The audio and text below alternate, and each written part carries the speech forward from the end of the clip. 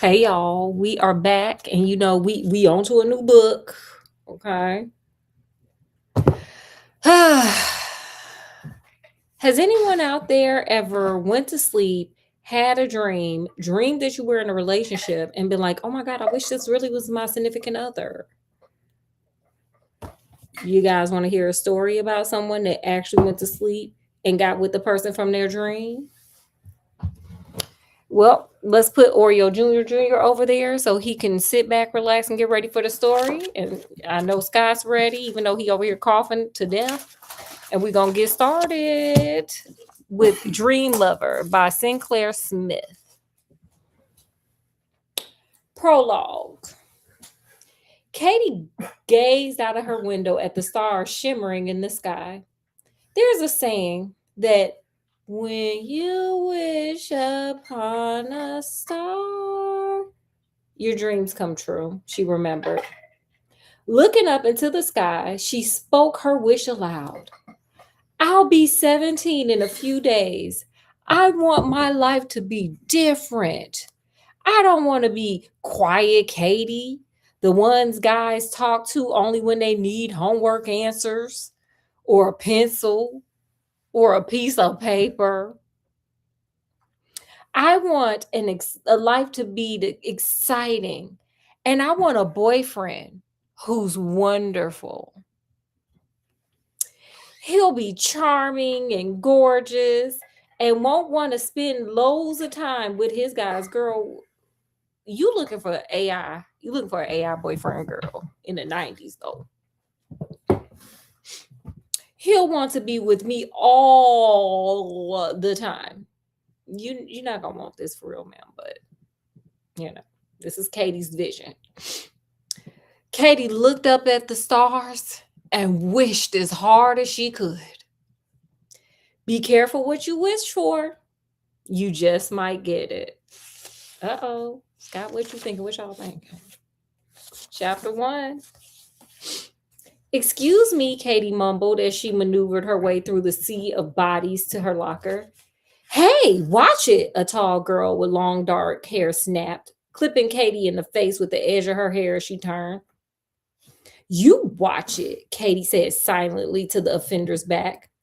Why didn't I open my mouth? She scolded herself. Girl, because you scared. Here come the excuse. Y'all catch this excuse. Because I'm just too tired. Her answer was partially right. Katie was tired. She was very tired. Sick and tired. She had been awake, tossing and turning for most of the night. Insomnia was a condition that plagued her all too frequently. It was a sneaky little condition, too. It let her alone until Katie almost forgot that she ever had a problem falling asleep. And then it came back. It would visit her for a night or two, sometimes 3. Girl, get some melatonin. Is anybody else like thinking, girl, get some melatonin? Get some Benadryl. Don't do that. Don't do that. Scott, put the Benadryl down. Okay. Until she thought she'd go crazy if she didn't get some sleep. Until she thought she'd never sleep again. The hours of the night that passed before the first light of dawn gave you plenty of time to think if you stay awake through all of them, Katie had learned.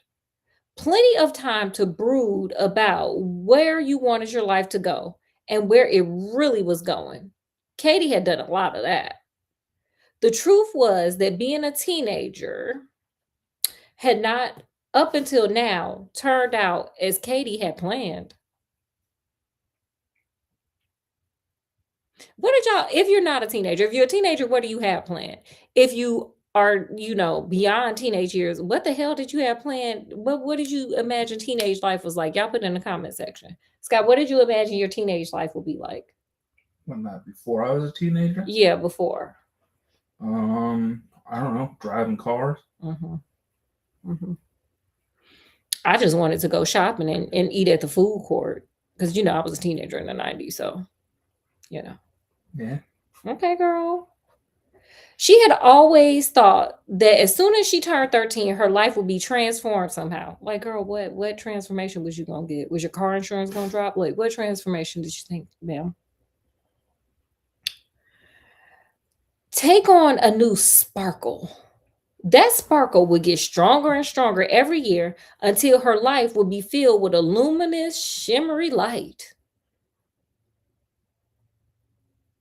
Is anybody else thinking Katie sound like she done got abducted by some aliens? Like, girl, what are you talking about? Some kind of good. Yeah, girl, you got abducted by some aliens, honey, and they dropped you back off or what here? It didn't happen the day she turned 13, but that hadn't bothered her as much at that time. She assumed it would happen soon. But now that she was turning 17 tomorrow, she was beginning to worry about that sparkle. What was taking it so long? Okay, girl. After all, there was that saying, tomorrow never comes. Okay, girl. I don't know where she got that quote from, but okay. Yeah, it's not a very Positive optimistic. quote. Ma'am, you 16, ma'am. Get it together. Get a therapist. Never mind, she told herself. You just moved here. You're in a new school. This is the golden opportunity you've been waiting for. Okay, we're looking up to be the person you always wanted to be. But who is that? She wondered. Hello there.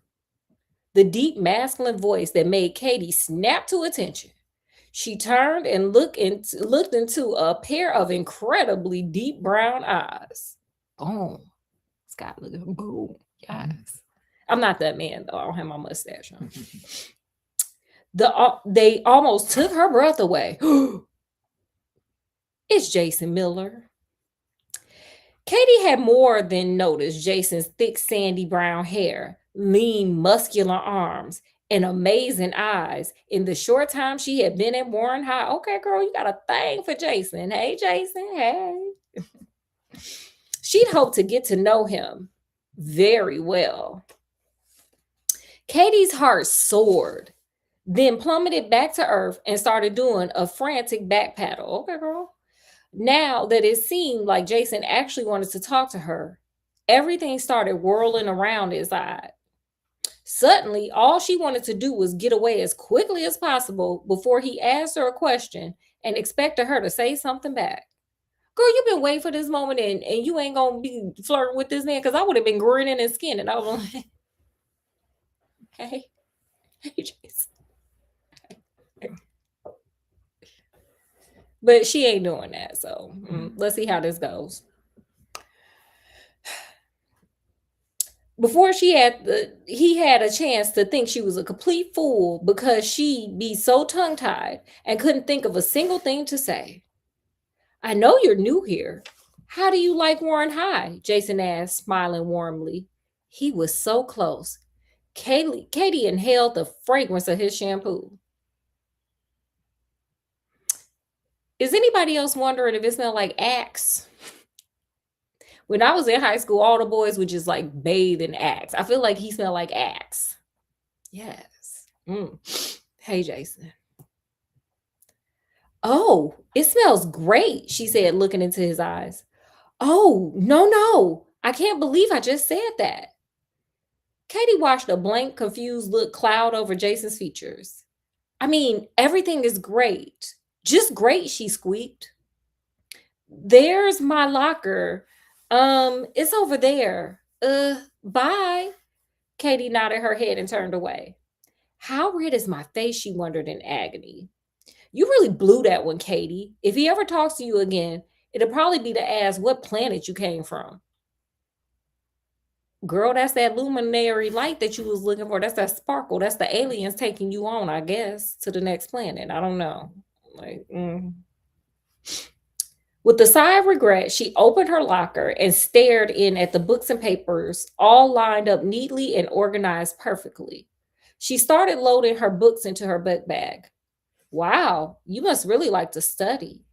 Katie turned towards the voice and saw a girl with black hair and a bright mouth opening the locker next to hers. She was wearing dangling earrings, a short skirt with the oversized bright red top and wide belt, and the most unusual shoes Katie had ever seen.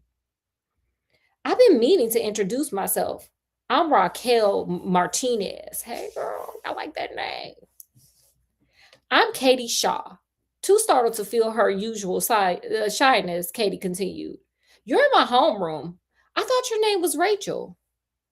Rachel Raquel giggled. Rachel to the teachers, maybe, if they nasty. No, I'm kidding. Rachel to the teachers, maybe. But I think I'm really more of a Raquel. Yes. Wow. She's sexy. She said, rolling the last part of her name. That's what all my friends call me. Raquel tilted her head to one side and looked at Katie. So you're new here. Are you getting to know everybody? I guess Katie shrugged and smiled. Listen, Raquel, are we calling her Raquel? Listen, Raquel beamed. I'm having a get together on Friday. Why don't you come? It'll be nice to have a new face in the crowd. Well, thanks. Sure, Katie said automatically. Great. Well, I'll be talking to you. Raquel waved to a guy on the other side of the hall. Hey, wait up. Then she was gone in a whirl of color. Katie felt suddenly self-conscious about her own plain tailored skirt, brown shirt, and sensible beige shoes. Girl, yeah, you should feel like, girl, you in the 90s. You supposed to bright colors, girl. Black lip liner, bright colors. Why did I say I'd go to her house? Was I crazy? What will I say to her friends? Maybe I can say I'm sick. Yeah, that's it. When the time comes, I'll say I don't feel well and I can't go. Katie sighed with relief, but then she didn't feel as relieved after all. Wait a minute. What am I doing? She asked herself. Being the same old Katie, being safe, being serious, never taking a chance. Katie Shaw, you're going to that party. Period. She told herself firmly, you're going and you're going to have a good time. Your life is going to change. Period. We on chapter 2, y'all. We rolling through. Right. Katie gazed out of the school bus window at the steel gray sky. A fine mist of rain drizzled against the glass. Her bus, number 11, was barely half full. She knew Jason and Raquel didn't ride number 11. It was the least populated route, the one that ended at Ear Howe Creek. Ear Howe Creek was supposed to be Bear Howe Creek, according to the local story. Somewhere along the line, the B got lost and it became Ear. Ear Howe Creek was at the end of the line. The only ones who lived there were Katie and the triplet twins, Sadie Lou and Melody Ann. All right. Okay, girls. Yes. The triplet twins got stuck in the shallow end of the gene pool. Oh. Wow. Okay, girl, what y'all look like? Y'all look like models? What does the shallow end of the gene pool mean, I wonder? Large bat-like ears stuck out from pointed heads, rather too small for their big, graceless bodies. Oh, they're hot, I hear. Both had paintbrush haircuts that would have been called pixies, except for the idea of anything about the triplet twins being pixie-ish was ludicrous. So they are 9 out of 10. The triplets were the last off the bus, right after Katie. Though they were her nearest neighbors, Katie had no desire to befriend them, nor were there any friendly overtures forthcoming. The twins kept to themselves, and what they lacked in looks, they compounded by being thoroughly shy and mean-spirited. Okay. So they're beautiful on the inside and out. Once, when Katie passed, Sadie Lou had grabbed the edge of her coat and said out of the blue, "Don't," I feel like they got deep voices because she said they big. So here we go. "Don't you live in that old house on the top of the hill? The one out with the fields out back?" Yes, Katie had replied, wanting to pull away. Sadie Lou Tripler had eyes as flat as nickels, pressed into the round, doughy surface of her face. That gene pool can't be that shallow now, can it? That place has been abandoned for years. They say something awful happened there and it's haunted. Sadie Lou finished up the last part with a smile full of sneaky satisfaction. That's probably what it looked like, Scott. Do you think it looked Yeah. like? I feel like that's what it looked like. That's sneaky satisfaction. That's the look of it. Okay. Good to know. Yeah, you gotta, know. Again, I'm going for the EGOT, the Emmy, the Grammy, the Oscar, the Tony. So I gotta know these looks. Don't be ridiculous. Only children believe in haunted houses, Katie had told her. After that, she tried harder than ever to avoid the twins. I don't know why, because they sound delightful. Back to the story, though. Katie looked at Sadie Lou and Melody Ann several seats ahead of her. They were deep in conversation and no doubt exchanging some morbid bits of gossip. Katie sighed. She wished she didn't have to live so far out of town. Jason and Raquel lived in the newest section where the mall was, see? Told y'all. Teenagers back in the 90s, mall, baby. Mall, food court mall. Boom. Well, that's where I wanted to be. I don't know about the rest of you. But if you have any difference in opinion and you were a teenager in the 90s, put it in the comment section. It was called Green Spring. Green Spring was the official name of the town. Now, though everyone persisted in calling the older section and the suburbs beyond it Earhow Creek. Why Katie didn't understand, since any creek had long since dried up. Katie had to admit that her house looked spooky. Her dad said it needed work, a coat of paint, a fix here and there. He said he'd enjoy tinkering around with it. That's another 90s trope. My dad used to do that too and never fixed anything. Who else that had a daddy like that? It was like, oh, I'm gonna fix it. And okay.